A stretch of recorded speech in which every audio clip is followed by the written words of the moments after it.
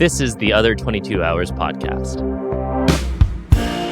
Hey, and welcome to this week's episode of the Other 22 Hours podcast. I'm your host, Aaron Shafer-Haiss. And I'm your host, Michaela Anne. And since this show is still relatively new, thank you so much for checking us out if you're a brand new listener.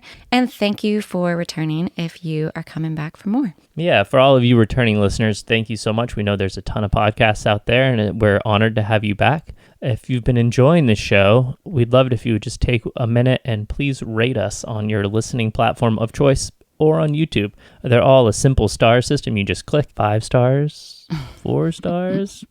Definitely five. But the ratings are the one thing that puts us in front of new listeners and keeps us going. The more listeners we have, the more guests we can have. The more guests we have, the more ideas we can share with you guys. And we like to think that this show is from our community for our community. So we'd love to share as many ideas from our community with you as we possibly can. We're not a typical music promo show. We like to talk to artists in their off-cycle times when they're not promoting records and tours, and focus on the behind-the-scenes tools and routines they've found helpful to keep them inspired, creative, and sane while building a lifelong career around their art. And with so much that is outside of our control in this business, we wanted to focus on what is within our control. So we decided to invite some of our friends and some of our favorite artists on to have conversations about the other times that are normally outside of the public eye and ask them the question, what do you do to create sustainability in your life so that you can sustain your creativity? And today is a first on this podcast. Our guests are Ron Pope and Blair Clark. They are married, but Blair is our first guest that is not an artist. She is a manager and label owner and Ron's wife. Yeah, and so I erroneously said it was our first couple, which it was not. Sorry, Shovels and Rope, Carrie and Michael. But this is our first couple that work together, not on stage.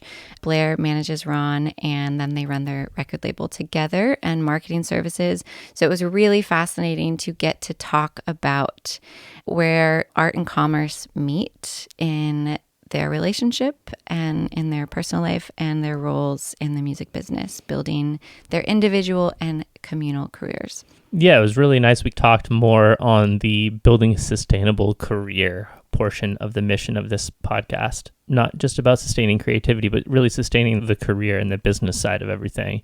Creativity that comes with that part of the career. Yeah, absolutely. Blair got into the industry. She was in marketing first and then just slowly, organically got more involved in what Ron was doing until they decided we should do this full time. And Blair just jumped in headfirst, and they put everything in storage and got in a van for 2 years. And she really got her hands dirty in every aspect of this business that she was really new to, from selling merch to being a TM to being in a van and on a bus and just really living the whole thing to really understand what the artist's life is like on the road, which is one of the hardest parts of our career.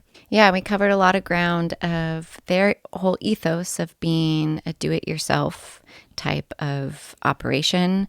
If the industry doesn't open the doors for you, well, then you create the opportunity yourself and you get the job done. We talked about big risks, big gambles, big failures, and big successes, as well as the perspective on longevity and always remembering that this too shall pass. So we'll leave it there. And without further ado, here's our conversation with Ron Pope and Blair Clark. Thank you guys for being here.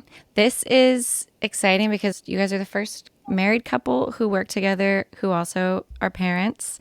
And Blair, Besides Shovels and Rope. Oh, shit. So not the first, but scratch all of that. you do fit that description. Other than the first ones. But Blair, you are the first guest on here that is not an artist. Wow. Yes. You're our first manager. Feel very honored. Yeah. And I think what Michaela is getting at is that you're our first... You guys own a record label and run a record label together, and your careers are completely tied together and intermingled without both being on stage at the same time. I haven't seen a Ron Pope show in a while, so maybe you do come on stage sometimes, Blair, but I would assume that you don't. I ask every night, and he never allows it. I've been trying to get her to sing, but like be serious about it for whatever, like almost 20 years. And she's always kidding. I know that she can really sing. She won't do it. I thought that I heard her in the kitchen singing by herself. it was beautiful. It was like unbelievable. So I walked in the kitchen. I was like, oh, I got her. And then it was the Dixie Chicks or the Chicks. Yeah. Singing Let Him Fly. I was like, that is not me. I wish that was Natalie Maines was me, but it's not. I thought I had her. I thought I finally caught her trying. That's the opposite over here. Michaela's been trying to get me to stop singing on stage for the last 8 years. So, But now, literally every time I sing, Georgia says, Mama, no, Dada. Yeah, that's right. Wow. Yeah, I win the Baby Shark competition. Frankie never wants me to sing ever at any time. Like sometimes we'll be jamming. She'll be playing harmonica and I'm playing guitar or piano or something. And I'll start singing. She's like, no. Yeah, no. Yeah. People are like, oh, you must sing to her all the time. I'm like, actually, almost never. Yeah. Georgia gets very pointed. She's like, Mama, no. Yeah. Like with a pause. It's like, oh, very No clear. singing. I hear you. Well, we thought we would start with your origin story of how you decided to work together. You guys were a couple first, right? We were. And then how did it evolve into Blair becoming your manager and then deciding to build a record label together? I was working in advertising in New York, and we had been together for a few years. And you'd had a series of managers that just weren't. They were bozos. I didn't feel like they were so on top of things. So I just had started helping out here and there, mostly with marketing local shows. I was like, oh, I can do this. My job at that time wasn't super creative, but that's why I went into advertising in the first place, was to be creative. And so I got to be a little creative. I took some photos, and then I don't know, just like more and more stuff kept getting piled on, but not piled on. I was just like, oh, I want to do this because it's fun. And so for a long time, I basically had 2 jobs, and I would do my 9 to 5, then come home and get to do the fun part and scheme with him about whatever was going on and think about your career. Eventually, we talked about what it could look like for me to manage him full time. And I just had a couple of things that I was like, we have to check these off or else I can't quit my job. One of them was that we had to be credit card debt free and that I had to figure out health insurance for us. And so once we figured that out, we did it. We packed all of our belongings, put them in storage, got in the tour van and went on tour for 2 years. Whoa. Wow. Yeah, so for me, watching this play out, it was this very, I feel like we're overusing the word organic right now, but it was a very organic thing. It was like I was managed by a series of idiots. So then Blair was helping, and time goes on, and she's like taking phone calls in the middle of the day while she's doing her grown-up job.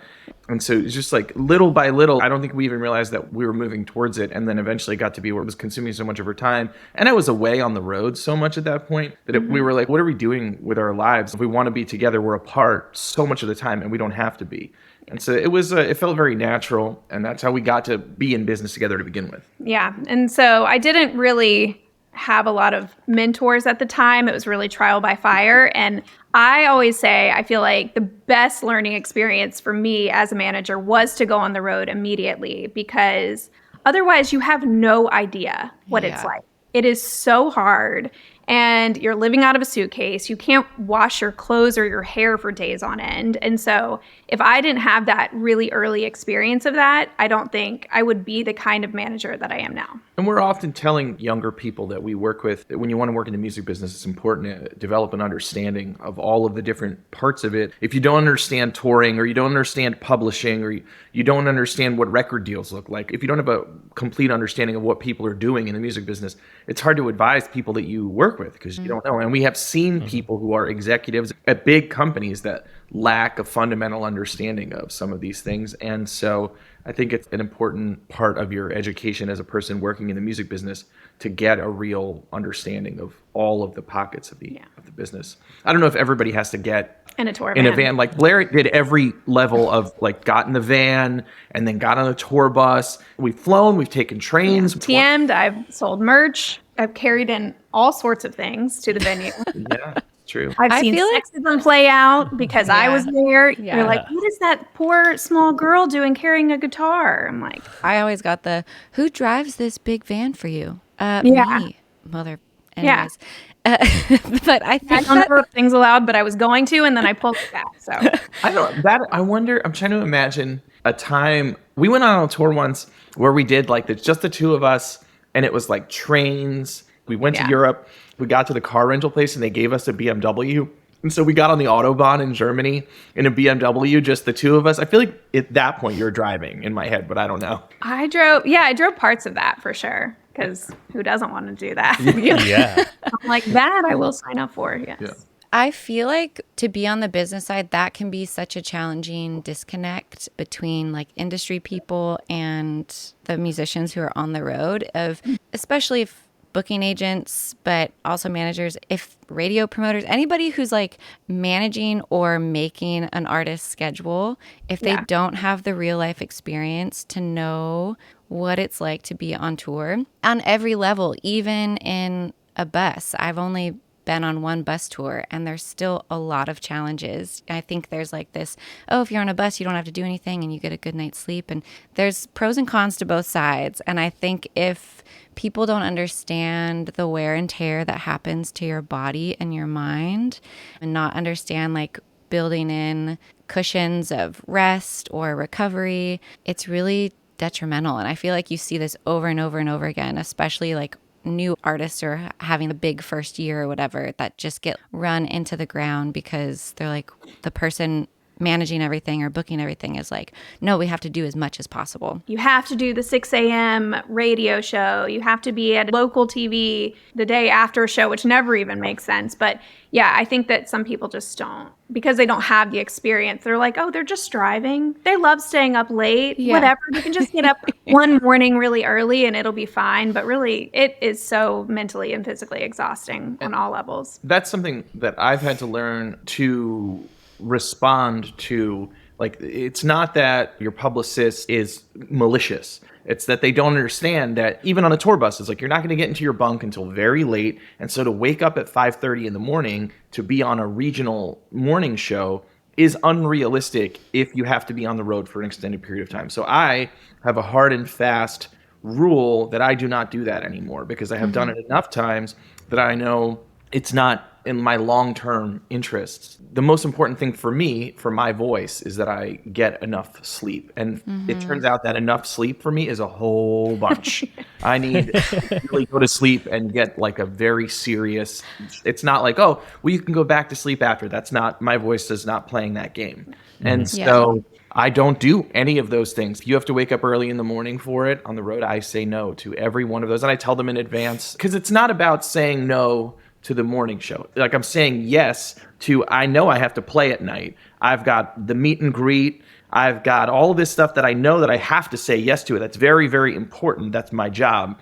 I'm saying yes to that. Yeah, absolutely. Prioritizing why you're out there. You're not on a bus driving around to play Good Morning Omaha. Except there's that culture of scarcity of, if you're saying no to it, do you think you don't need this? And are you ungrateful? At least that's like the messaging that I've struggled with, you know, especially the last couple of years, taking a child on tour. I remember last fall, a tour being asked if I would do like a radio show from the phone at like midnight. And I was like, I really grappled with it, because I was like, I should say yes to everything and I need all the promotion I can get. And then I was just like, wait a second. That means you're not going to go to sleep until after 1. This is after you've already played a show and sold your own merch and talked to people all night. And then you're going to wake up at 5 because you have a child with you. And that's your situation. Also fighting the like, well, you shouldn't have had a baby then and brought the baby on tour. I definitely understand the struggle. And I feel like as a manager, though, I've had to prioritize my artist's health above all else. And mental health is involved in that. It's not just your physical health. I also feel like the longer you're in this, the more you understand what can be very helpful to your career. And sometimes you just have to say no and learn that's a powerful thing. And if you're doing your job and making great music and saying yes to the right things, and those opportunities will come again. Absolutely. And that's something that I recognize with what you do specifically, Blair, but then also what Brooklyn Basement Records to me is longevity and sustainability. And let's build something that's going to last and can be a career and can be something that you do with your life, rather than let's throw 3 singles on TikTok and then we'll move on. Really learning to understand like what works for you is something that it's a common topic on this show, but also something I've been thinking about a lot lately. The idea of the 80-20 principle. Do you know about that? 80% of results come from 20% of your effort. So Oh, it's wow. like really prioritizing and noting like what really works and like prioritizing that 20% of things that you do that's going to move the marker 80%. And then the other stuff can be deprioritized because it only moves the marker a little bit. I've come to feel like press, mostly if you like believe that it's going to move your career forward in a meaningful way, you have to get to some like a kind of a critical mass of so much press all at once. It's like a perfect storm situation. And otherwise, you're doing press because you want to do press. It's not to advance your career in any meaningful way. I often reference the Jason Isbell Southeastern album cycle. That is an example of a situation where he reached a critical mass of this laudatory press where he was everywhere, and it just lifted him right up into the general consciousness. And that is not the norm. And so I just think you get conditioned to think like, oh, well, if I say no to the Dallas morning show, what does it say to my publicist? What does it say to whoever? But realistically, it's like, if you want to do that, if you feel like it gives you some satisfaction, then you do it. But it's not to advance your career, probably. Right. Most of them are things not a lot of people are watching, not a lot of people are listening. Even a giant interview, it's like, how much does this one thing mean? So I just think it's about picking and choosing what feels significant enough to, like, if you're going to make yourself uncomfortable, make sure it feels like it's important enough to make yourself, like, I did a regional morning show when I had pneumonia once, and then I was like, this is my last day. This is my very last day doing it. Yeah. I'm wondering when you guys to know whether it's you, Ron, or Blair, when you're saying no for other artists, is it just a flat no, or do you do a we can't do this, but we could do this kind of thing? It depends on the situation, but often it's a really gracious no. Thank you so much for thinking of so-and-so. Unfortunately, they can't do it. Sometimes I don't even give a reason why. Sometimes, unfortunately, this time it won't work out. Please keep them in mind for the next opportunity. And usually people get it. I've rarely had somebody come back and be like, that's ridiculous. And the opportunity comes back. So I just think you have to stop being so precious with no. It's powerful and it does hold weight, but I think we always get into the cycle of what other people are going to think of you. And really, they don't think about you that much at all, you know? Yeah, that's a big just want lesson. somebody else and then keep you in mind and, you know, it's fine. Yeah, one thing that I think about a lot is from our end, from the artist management end, we have so many asks. You know, you have to ask for this. And so we get rejected so often that for me, I find it hard to say no because I know the pain of getting rejected all the time. I'm like, I don't want to add to that. I can just say yes, I can accommodate this. And then I'm like, no, I can't. That's just, I'm running myself ragged. One of our artists, a person who I produced 2 of his records, his name is J.M. Clifford, and we have had this discussion a bunch recently. He was worried about his social media posts. He was like, man, I just worry that, you know, I'm posting about the same things. He's a public school teacher, teaches music in a public school. So he's always posting about that, running, him and his wife singing together because his wife is also a musician, and him playing alone. And he's like, I just keep posting the same things over and over. I just worry that people are going to get bored. I'm like, no one's thinking about this. Just put whatever you want to make, put it out there, share it with people. No one else is thinking, man, 3 weeks ago, I think he also posted a video. Yeah. Heard of all of Also, that. they might not even see it. We just saw Robbie Hecht, who's a good friend of all of ours, on Saturday, and we just got home from Europe. And I was posting incessantly about being in Europe. And Robbie was like, how have you been? I said, oh, we just got back. And he was like, oh, from where? And I was like, oh, you haven't seen on my Instagram. Even when we follow each other, we don't see everything. But yeah, I think a big lesson that we talk about all the time is that we all think that people think of us in positives or negatives way more than anybody actually does. Yeah, and I think that being seen thing can it also translate into the label side and the promotion side. I see people not wanting to bother people by incessantly posting about their song, and it's like, people probably didn't see it. You spent how long writing this? You spent how long recording this? How much money recording this and then getting it pressed, publicists, all of that. It's a huge commitment. And you're going to make one post and be like, here you go, it's available today, go and listen. And then, you know, you're down that nobody's responding. Probably 10% of the people that follow you saw that. Or how many times have you gone on tour and promoted the shit out of a tour, and then a fan writes and is like, when are you coming to New York? And you're like, I literally was just there last week. I was once in my bunk. This is not a joke. This seems like a bit, but I swear it's true. I was in my bunk on the bus pulling out of Chicago, and somebody tweeted at me, how come you never come to Chicago? When are you going to come to Chicago? And I was like, I am literally driving out of Chicago at this very moment. And I put up 100 posts about coming here. And I'm like, it's not that person's fault. They were like genuinely excited about seeing me. And they just didn't get the information. And it's disseminating information, I think, is the hardest part of the gig at this point. It's, of course, you do a bunch of work to become a professional musician or to become an executive in the music industry. And you have to constantly figure out some new way to share information. I have a guy who was opening for me on this tour. My friend Caleb Hearn came out, and he was the first of 3 on this tour, his first kind of big tour. And he's got an enormous following on TikTok. And he was talking about the challenges as they amend their algorithm. He has to find a new way to reach people where just a handful of months before within the same platform, he could do X and it worked. Well, now he has to figure out the new thing. And so it's even for people who have built enormous audiences within these platforms, it's constantly evolving. That's how the digital landscape works. Yeah. And that's why you can't bank on a specific social media platform and put all of your eggs into that. Shawn Mendes got popular on Vine. Vine doesn't exist. I got popular on MySpace. That's not there. So you can, like, be the mayor of some one social media platform or neglect some of them. And so you have to do all of them. Well, do all of them. Do all the things, which is so hard. Have to do is a relative.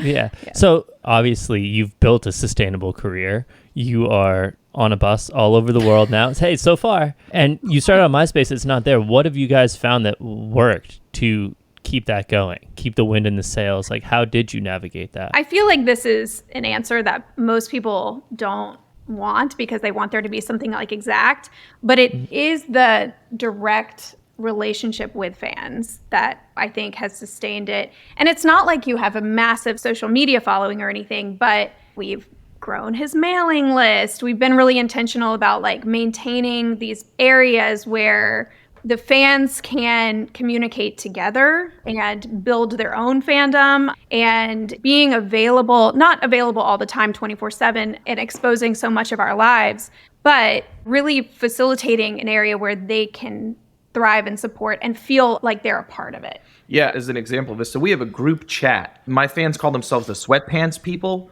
When I was playing these unplugged shows in the house at the height of the pandemic, I call them live and in sweatpants because I was, in sweats and pajamas, drinking red wine, singing songs in the house. It's just like me in my living room. They came to start calling themselves Sweatpants People. We have a group chat on Instagram that they're in. And so one of the people in this group chat, her name is Dottie. Dottie is a friend of my dad's also. So this is a kind of a weird, her involvement in this is kind of a funny thing, but she's a grown-up woman. Her and her husband were having trouble finding a parking space at the show in New York, and the whole group chat that went nuts trying to find them a parking space. Like people not in New York. They were like Googling places to park, using reservations and stuff like that. So it's been really cool to see. But I mean, that in and of itself can be a challenge, figuring out how to keep these fans excited all the time. And so the hard part about being an independent musician, as you guys know, is that it is always changing and you can't really get comfortable anywhere. Even if you've built something that feels sustainable, it always feels like tomorrow it could all just evaporate. I always say, people are like, what does it feel like you made it? What does it feel like to have made it? And I'm like, we're making it every day. Each day, it's a process. Each album cycle, what has changed, what's going to work now. And I feel like we swing and miss more often than we connect. And so you have to be prepared for that. I think, another thing that for me is an important part of this is like, I have tried to align the work that I do and what I want to make and my professional goals. And I try to keep in mind, it's like, if you want to make some kind of like really far out esoteric thing, you should consider what your commercial goals are as well and mentally align those things. Because if you want to do something that isn't especially mainstream, well, then you can't expect to become Ed Sheeran or Beyonce. That's probably not realistic. And for every person that does make some genre bending thing that impacts culture and is a giant commercial success, there's a 10 million records that are far out that don't do that.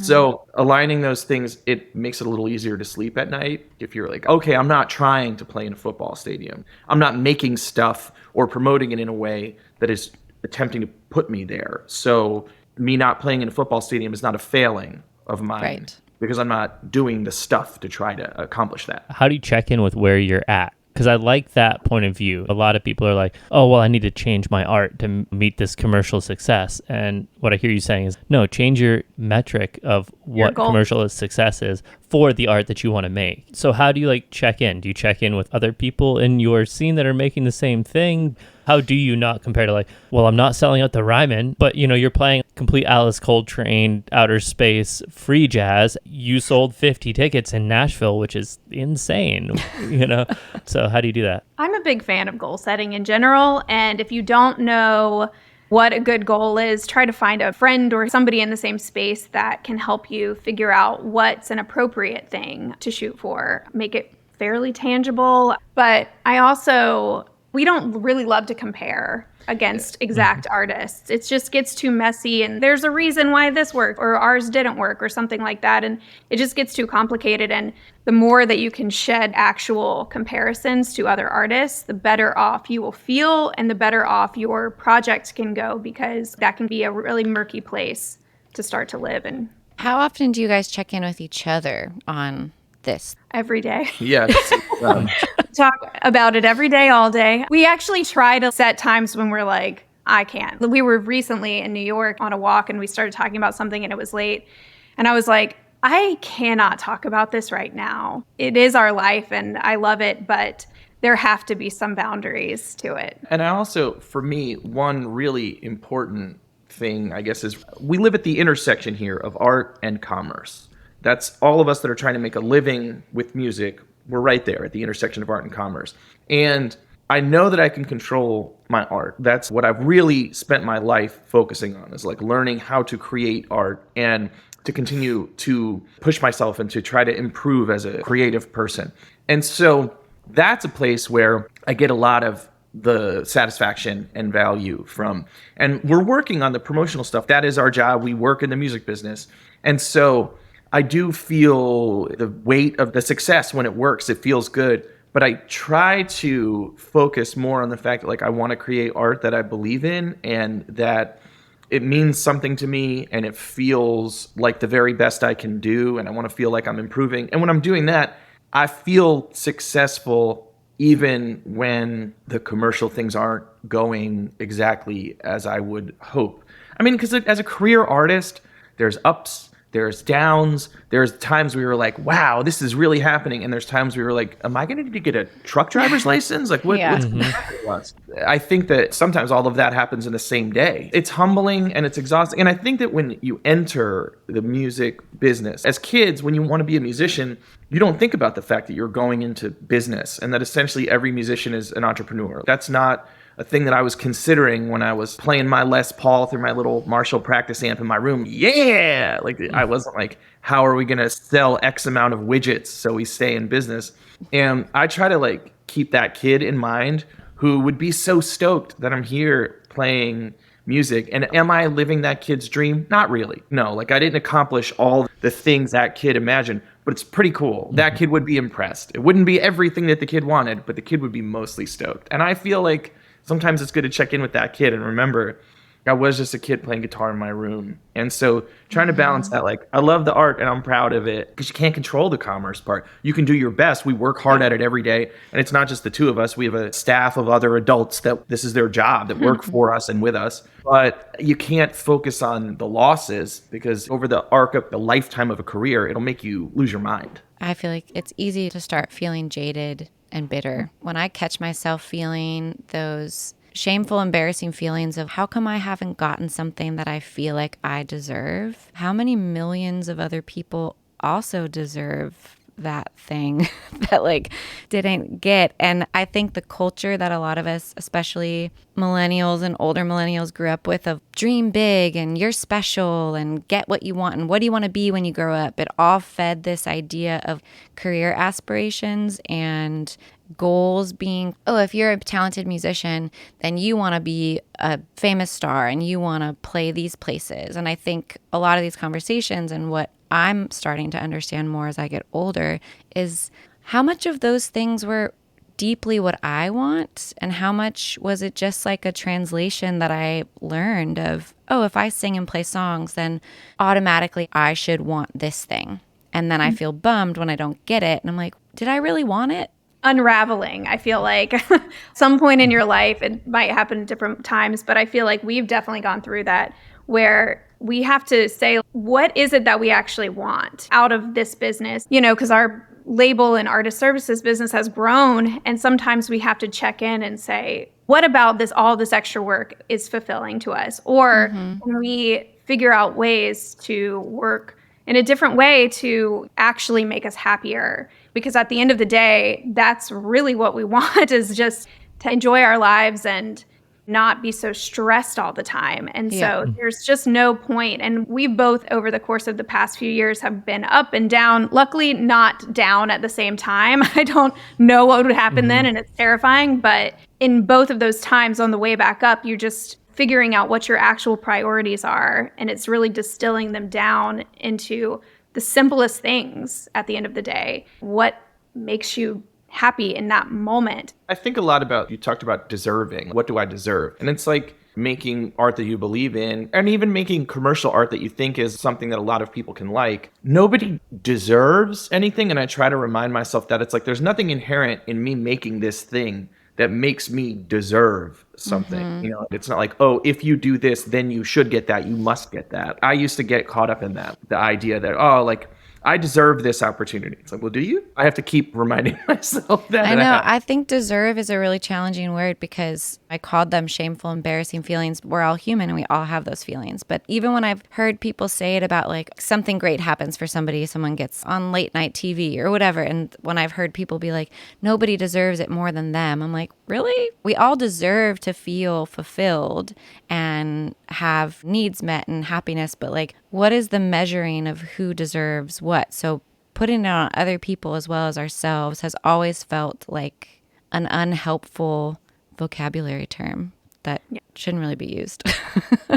Can you guys talk about how the label came to be, how you guys decided to create that and expand beyond Ron's career and include others? Sure. We were in Brooklyn at the time. So our label is called Brooklyn Basement Records, and I worked out of a basement. So we had the most original idea and named it Brooklyn Basement Records.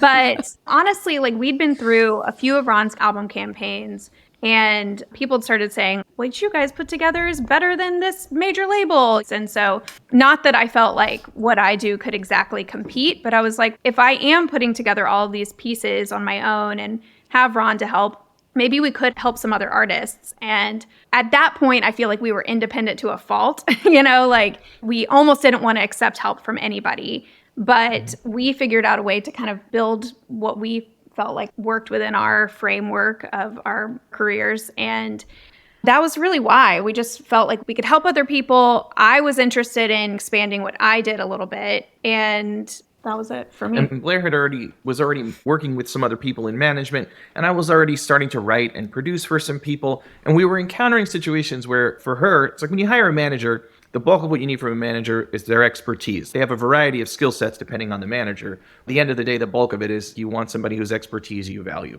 And we were finding that people weren't always being good listeners. And for me, we were finding that people were running into holdups in the release of these recordings. The management would fall apart. They wouldn't get the deal they wanted. The label would say no, whatever. So we realized that we could put together our skill sets. So in the beginning, that was the idea, is like, it was a synthesis of all the things that the two of us were doing. So the first two artists that we were working with, I was writing or co-writing all the songs, producing the recordings. Blair was managing them, and we were releasing the music through our label. But over time, I would say the scope of our business has really evolved. Like now, for Brooklyn Basement, it's a large umbrella. And so there's the management arm. So Blair manages Emily Scott Robinson and Miko Marks and me. And we have the record label arm, which is at this point the smallest part of our business. We release mostly my music, and we have a few other titles. And then we have the marketing partnerships, which are really the centerpiece of our business at this point, that help people to release their music without us giving them a conventional record deal and signing them. It's like more like hiring a service. And then we also have an in-house PR that is another arm. So I think that's all the things we do, right? Yeah, for now. It's evolved, but that's how the music industry is, and we've evolved with it. And it's all around what works for us, what works for the artists that we're working with. We started the whole artist services marketing partnerships because of Emily. who I now manage. But we met her at Americana Fest a few years ago and just loved her songs, loved her voice, and felt really connected to her. But she wasn't looking for a label at the time. We weren't sure how we could fit in, but we just figured out something that could work. We were just flexible, and that's how it all started. Like I said, I feel like organic is overused, but each of these things has been like a very organic thing. I had publicists for many years where we hired out and we spent a fortune, and we were working with giant PR firms, the big heavy hitters. I've worked with a variety of them over the years. And in the end, one of the people who was working with us, she began with us when she was 22 maybe, and it was like her second job. Her major in college was PR. She was very interested in doing it. So gradually over the years, she learned and became a publicist. And that's how we began to have an in-house publicist. We've just been using publicists often to not the greatest of effect. And I think sometimes people are unrealistic about what a publicist does. I had a handful of I just take your money kind of publicists. Don't send reports and can't contact them and stuff like that.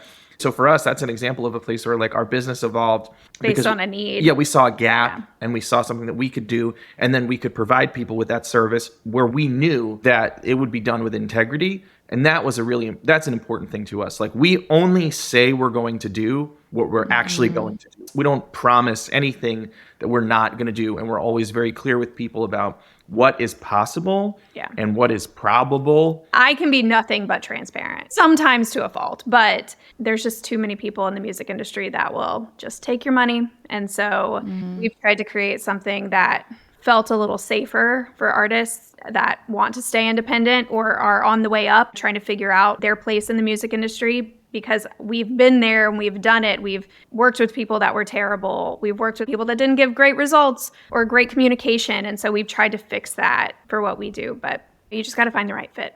It sounds like you guys have really found your way by staying lean and staying agile. Yeah, lean, agile, and we're not like super spontaneous exactly, but if we've thought about something for long enough, we're like, let's just do it. You say you want something, you just have to do it at the end of the day. And thinking about it and talking about it is great, but eventually, if you want to have an artist career, start putting it together, Yeah, that's what I think is incredible about you guys, and similar to BJ from American Aquarium. This industry, a lot of people can have dreams of wanting to be a musician and then try to get access and get the people and not get the agent, get the label, whatever, and then take that as a sign of, okay, well, I guess it's just not meant for me. Right. And instead to have the self-belief and the work ethic of saying, then I'm going to do it myself. Right. I can't find the right person already established to do these things with me, for me, whatever.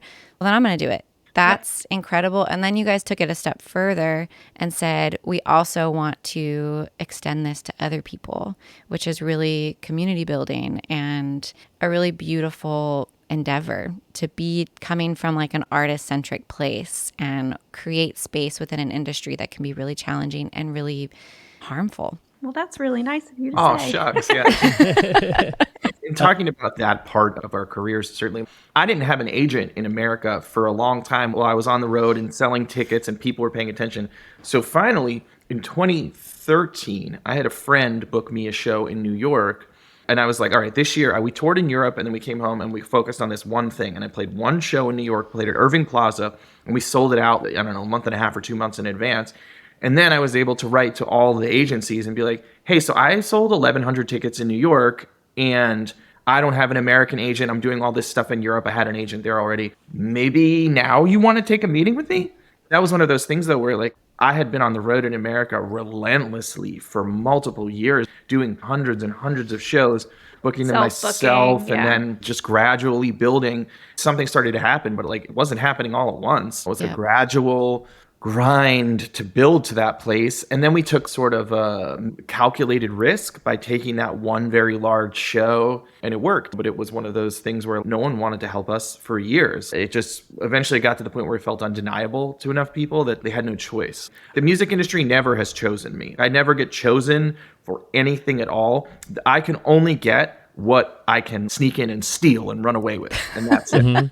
there hasn't been like the year of me ever, you know? Have you guys translated that approach to other things, whether it's in your career, Ron, or with other artists you work with? Big calculated risks that might fall flat on their face or might have a big reward? Has that been something that's continued? The one that I think was the most pronounced, and this has more to do with her than us, certainly, but the subject matter of the first Emily Scott Robinson single that we promoted. She has a song called The Dress, and it is about her own experience with sexual assault, and it is very powerful. And the first time that I heard it, I was like, man, this is wild, because she told the story, then she sang the song, and I was like, man, it is hard to write a good song, and it is hard to write a topical song.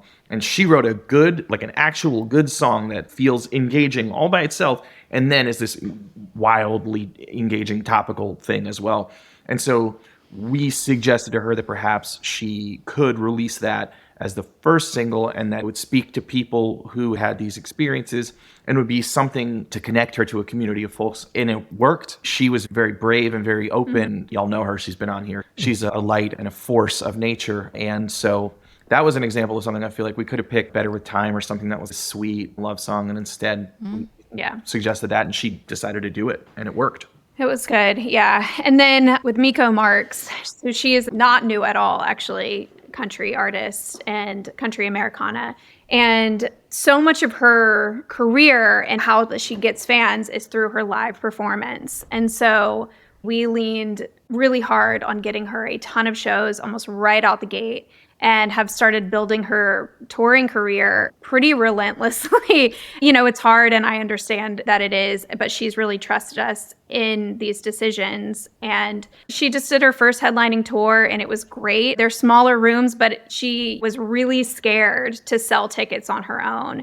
And it worked. A lot of them were sold out or at capacity, but that's something that she's making $0 doing it. There is no money right now in touring, especially at the stage that she's at. But slowly it's building into festivals, and she has an agent that is like really working her butt off for her and just finding her any and everything. And sometimes we have to make sure it actually works logistically, which is a funny thing that you have to do with agents. But that was a risk, I feel like, that is starting to work and pay off. You guys said earlier in the conversation that you take more swings than you get hits. Are there any of these big efforts that have just completely failed? Oh, yeah.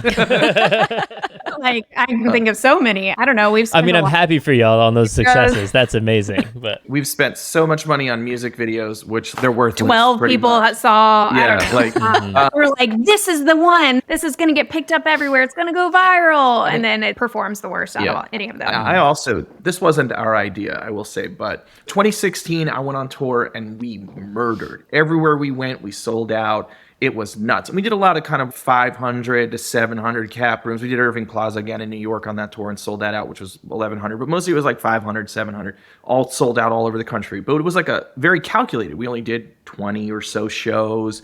And we went out and did major markets and murdered every night. So the next tour, the idea that was pitched to us was play much bigger rooms and play more than twice as many.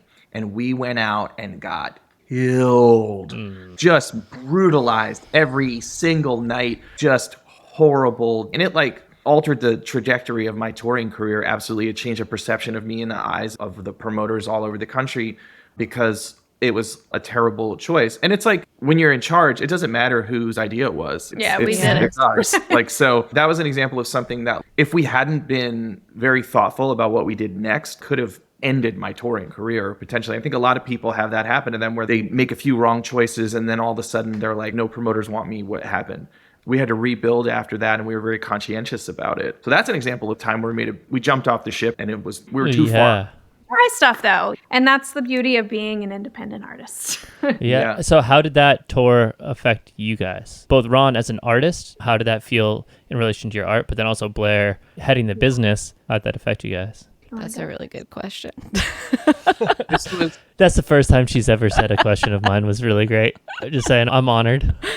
No, because I just want to jump in, because I feel like this is the kind of stuff that, for whatever reason, I love. I want to hear about the hard stuff, which Aaron's always like, you are sadistic, Michaela. You just love the dark sadness. But it's because I think I like then the rise. But I'm not that interested in the big successful moments. I want to know the hard shit that people overcome. And I feel like there is something about going out night after night and standing on stage and looking out on stage, having to put on a show, and the ticket sales aren't where you want them to be. People are disappointed, and you still have to perform for the people that are there. And doing that where it's a whole tour, it takes a special human being to keep going through that stuff. And I think wanting to hear what that did to you guys, and if you were just, okay, that was a mess up and let's just keep going, or what you did to grapple with that, how that impacted you. So I'm just expanding on Aaron's good question. I try to intellectualize this a lot because the emotional part when you're out there and you're getting your butt kicked every night is hard. So I think a lot of people know my grandfather was a professional gambler, but before he made his living exclusively gambling, he was a plumber for the city of Newark in New Jersey. And when I was a kid, it didn't matter if it was 15 degrees below zero. He got up, he got dressed in the dark, and he went out to work. He broke his leg, he put on an extra pair of socks and he went to work. So I try to keep that kind of stuff in mind. This is my job, but it's like pretty easy in comparison to a lot of other jobs. There's a lot of other people doing much worse things, but suffering is relative, it's like you can only experience what you're experiencing. And so on this tour, I was miserable every single day. It was emotionally devastating. It's really hard to go out because I knew that it was just a miscalculation. Like, it wasn't that people weren't interested in me. It was that, like, we took a show in Sacramento in a room that was bigger than the last room I had played in San Francisco. And then we also played a room that was more than twice as big as the last show that I played in San Francisco. So now I've got to sell 2,000 tickets in a market where I had previously sold 500 tickets. So it was devastating. Every day was so hard and I felt brutalized, but each night you get on stage and you put on the show. Joe DiMaggio used to say, because he would run fast, even when he hit a ground ball to the shortstop and was definitely going to get out. People would ask him, why do you always do that, Joe? Why are you running so fast? And he's like, because some kid sitting in the stands has never seen Joe DiMaggio before, and I owe it to that kid to do my best. And I feel that way. For you, it's like night 40 of a miserable tour where you feel like you're drowning. But for some people, they scrape the money together to get a babysitter and they got off work and that's their night out. So you better show up and do your damn job. Like, on your visa, when you're traveling internationally, it says entertainer on it. You're there to entertain. You're a clown. Show up, be a clown. Understand your value to people is that you're there to entertain them. Whether you're a classical musician or you're playing old time music or you're a pop artist, an Americana artist, country, whatever, you're a clown. You're there to entertain people. It doesn't matter if it's very serious art or not. The point of it is that people are going out to be entertained. So I try to intellectualize that part, keep that in mind, show up and do my job. But that whole tour, I was so sad. All the days were miserable. I just felt like I was drowning. And for me, it was tough emotionally too. And I'm not one of those managers that stands in the back with their arms crossed, leaning against the wall, having drinks with industry people and talking. I'm emotionally so invested in all of my artists that I'm wandering around the room nervous and weird, and nobody wants to talk to me because I look like a crazy person. Always when there's a room that doesn't feel quite as full or it's just not a good feeling for them, I internalize that as well. But whenever we have these shows, I look for the one group of people or the fans right up front. They are so excited and they're singing and they don't notice half the time. They're having a night out and they'll leave and say it was the best show they'd ever seen. So it's only us that feel this disgustingness on the inside. If you can shove it aside and put on a good show, which you always do, and I'm lucky to have all of my artists understand that, and that's so important. But also, we've come to this recently, I feel like that nothing is permanent, nothing. And so when you have this understanding, whether it's good or bad, it will change in some capacity. And so that moment of being very bad, we'll have to figure it out. But we can, and maybe the future will look different than we thought. Maybe touring does change a little bit, but something else will come in to take its place.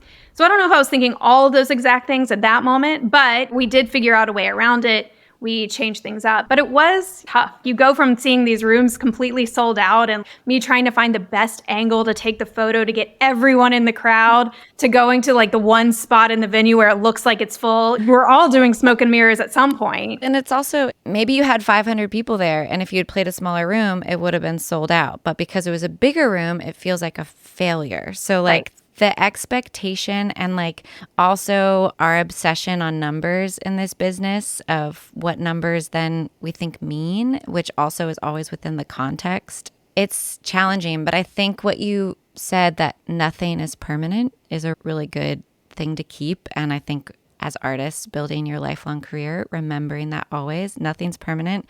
The highs are not permanent. Right. The big year of being the most celebrated, press hungry artist, whatever, press celebrated, that's not permanent. And also the playing empty rooms, hopefully not permanent either. Yeah, it's a famous, I'm going to totally botch all of the characters in this, but it's a famous Buddhist story of a man walks up to Buddha and he's like, I'm looking for one sentence that will make me happy when I'm sad and make me sad when I'm happy. And the Buddha sat there and meditated and he came back and he's like, this too shall pass. And it's the more you think of it, it's like, wow. If you're happy and you think that, you're like, you're instantly sad because you're like, this isn't going to last. But then if you're sad and you're like, this too shall pass, you're like, okay, cool. There's some hope there. It's helped me as a mother. It's helped me in my career. Anytime our daughter would be having a crazy freak out, it's like, this phase will pass, but also that really cute phase where she would say, good morning is gone too, you know? Like all of this, everything changes, but something else comes in. Oh, that just broke my heart because right now Georgia says, Mama, morning. Mama, morning. And that's not me. And I try to keep all of this in mind, especially with living with a child because they change so quickly. One day, she's going to be this complete person that it'll be really fun to have a glass of wine with her. And that's going to be cool too. I don't ever want her to leave my house. And so that part already, it feels very emotionally difficult to even consider. But time's going to move. Things are going to change. You hope that the next thing is also good. But understanding that I don't have to make a living at this for 100 years. We don't have to figure out how to make this career last for 60 years or something. I'm going to be 40 years old next month. Really, it's 20 some odd, right around that. Like after that, I've worked a lifetime. Thinking about it, like it doesn't have to go forever. It just has to go as long as we need to go. And if it stops working, we've always figured it out. In the past, I haven't had a straight job in 15 plus years. Even those, I never really held one of those very long. Aaron never has. I worked in a coffee shop. I mean, I've never had one for more than like 2 months. Yeah. That's awesome. I mean, I've never been rich either. So, I've had all of those survival jobs. I would argue you have been very rich. Well, thanks. Some people are so poor, all they have is money. That's what Aaron said. Yeah. But I do think all of this helps keep you present. Yeah. And understanding that nothing is permanent keeps you present in the good times and the bad, to know that it'll go away.